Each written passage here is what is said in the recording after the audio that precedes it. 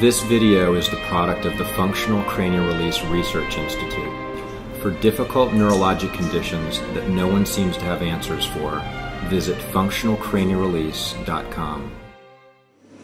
So we're here in Baden-Baden, Germany with Amin Kaiser, and he's a second-generation practitioner that is treating inner ear conditions with some very exciting therapies, and we're going to be discussing, how some of these things work and some of the mechanisms behind it, and how you started to get interested in this field.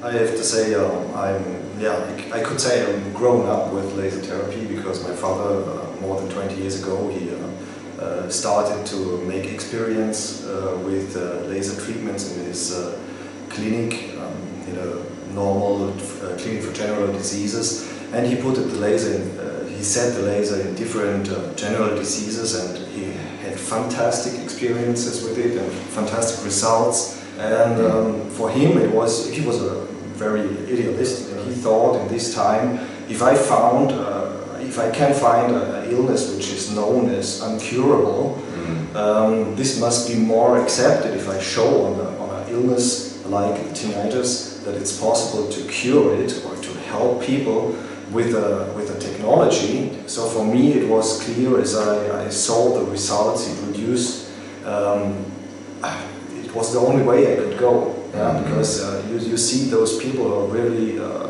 in bad situations, are really they lost all their life quality, and if you see how they come back to a normal life, that's a fantastic thing. Yeah. For example, if you have a knee pain, you have the possibility, even if it doesn't cure the knee pain, but you can take a pill against the pain just for a short time, so you have the possibility to have something like a break.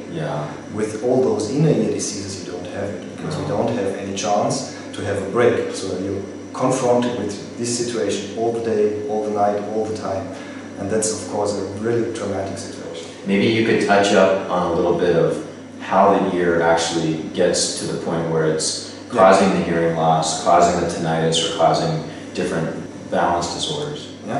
Of course, we also have possibilities to make visible the quality of the inner ear.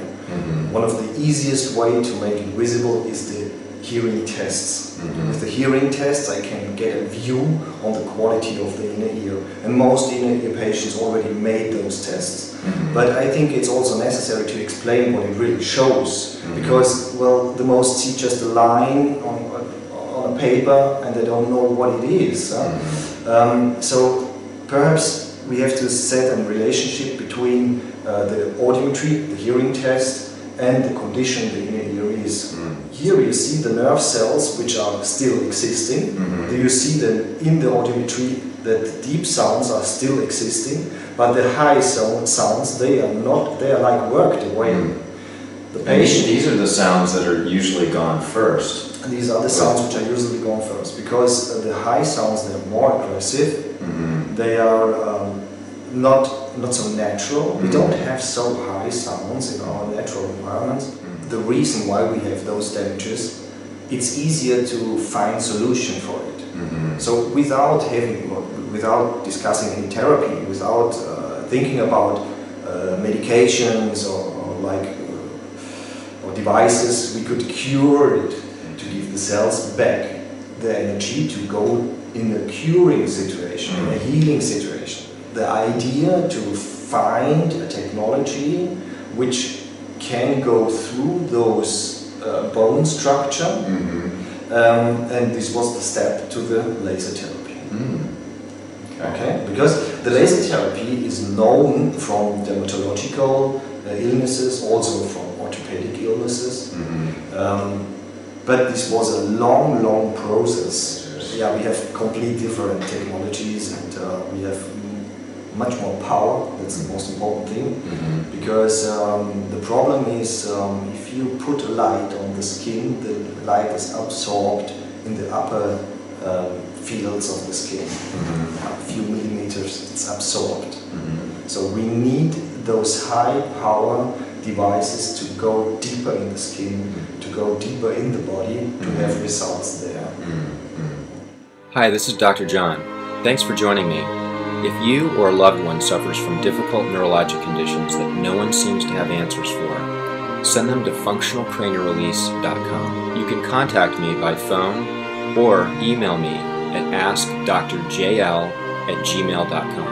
And remember, if healing is possible, consider it to be within your reach. Bye for now. functionalcranialrelease.com